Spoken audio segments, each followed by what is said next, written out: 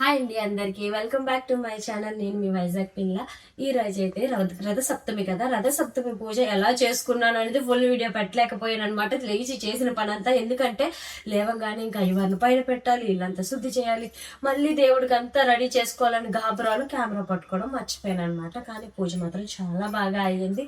ఇంకా ఫస్ట్ లేవగానే ఇల్లంతా ఒకసారి ఎక్కడ ఒకటి సామాన్లన్నీ పెట్టుకొని తర్వాత తల స్నానం చేసి బయట రథం ముగ్గు వేసాను. అది కూడా మీకు చూపిస్తాను. ఫస్ట్ టైం అనమాట నేను ఇలా కుండ తెచ్చుకొని పరమన్నం అయితే వండాను అనమాట.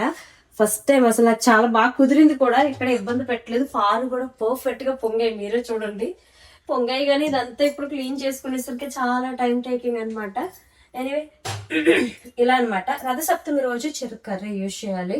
గరిటె పెట్టి కలపకూడదు అనమాట. లాస్ట్ ఇయర్ నాకు తెలియక నార్మల్ గా గరిటె పెట్టేశాను. తర్వాత తెలిసింది చెరుకే పెట్టాలని చెప్పేసి ఇంకా చెరుకు అండ్ కుండ నిన్న తీసుకున్నాను అనమాట. తీసుకొని వచ్చి ఇలా ప్రిపేర్ చేసుకున్నాను. ఇప్పుడు ఇంకా బ్రేక్ఫాస్ట్ రెడీ చేయాలి.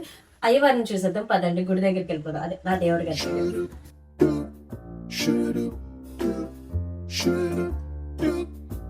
మరి మార్నింగ్ లేచిన తర్వాత ఇంకా అయ్యవారిని పైన పెట్టుకోవాలి కదా. మళ్ళీ అయ్యవారి పీఠం అంతా తీసి సర్దుకొని పువ్వులన్నీ తీసి ఒక కవర్ లో పెట్టుకొని ఇంకా మళ్ళీ అయ్యవారిని ఇంక ఇలా పైన పెట్టుకొని ఎక్కడ వాళ్ళని అక్కడ నీట్ గా సర్దుకొని మళ్ళీ దీపం కుందులన్నీ తోముకొని మళ్ళీ యథావిధిగా అన్ని సర్దుకొని పువ్వులు మార్చాలి కదా. పువ్వులన్నీ మార్చి కొత్త పువ్వులు పెట్టుకున్నాను అనమాట. ఇలా అనమాట. కొబ్బరికాయ చూడండి ఎంత లేత కొబ్బరికాయ. అసలు 40 రూపీస్ తీసుకున్నారు. అసలు ఏమంటారు, ఏ కాయ ఎలా ఉంటుందో కూడా తెలియట్లేదు. దారుణం, అసలు రేట్లు దారుణంగా పెరిగాయి ప్రతి ఒక్కటి కూడాను. ఇలా అయితే చేసుకున్నాను. పరమాన్నం ఇక్కడ నైవేద్యంగా పెట్టుకున్నాను. చిక్కడాకుల్లో నైవేద్యం రథం దగ్గర బయట పెట్టుకున్నాను అనమాట. ఇక్కడైతే మాత్రం మామూలుగా ఇత్తడి గిన్నెలో వేసుకొని పెట్టుకున్నాను. తాంబూలం, ఫ్రూట్. ఇక్కడ కూడా నా వారాహి అమ్మకి అయ్యవారికి పూజ అయితే ఇలా చేసుకున్నాను అనమాట. ఇక్కడ ఒక స్పెషల్ ఉందండి, ఎప్పటి నుంచో చెప్తాం అనుకుంటున్నాను, చెప్పలేదనమాట. ఇవాళ చెప్తాను చూడండి. మీరు అబ్జర్వ్ చేసినట్టయితే దీపం వెలుగుతున్నంతసేపు ఏమంటారు, ఫెదర్స్ ఉన్నాయి కదా, పికాక్ ఫెదర్స్, అవి అలా ఇసురుతూనే ఉంటాయి అనమాట.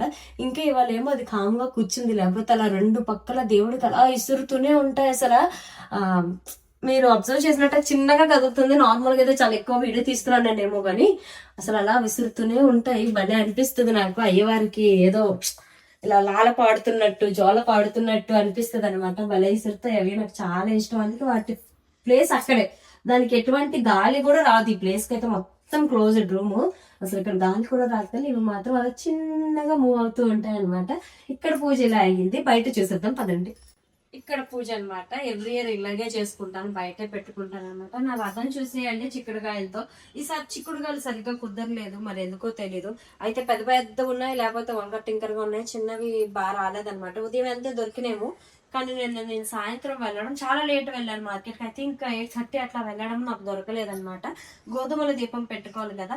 సూర్యనారాయణ మూర్తికి గోధుమలు అంటే ఇష్టం కాబట్టి గోధుమల దీపం పెడతారు ఈ రోజు. అలాగే జిల్లెడాకు కింద వేసి 7 జిల్లెడాకుల్లో పెడతారు. 7 జిల్లెడాకులు నాకు దొరకలేదు, అందుకే ఒకటి పెద్ద దొరికింది అనమాట. పెద్ద దాంట్లో 3 గోధుమలు వేసేసి 7 ఒత్తులతో కొత్త ప్రమిదకి 7 బొట్లు పెట్టి దీపం అయితే పెట్టుకున్నాను.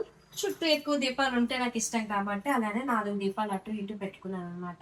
రేగుపళ్ళు, 7 చిక్కుడు ఆకులలో పరమాన్నం మనం ఏదైతే నైవేద్యం ప్రిపేర్ చేసామో అది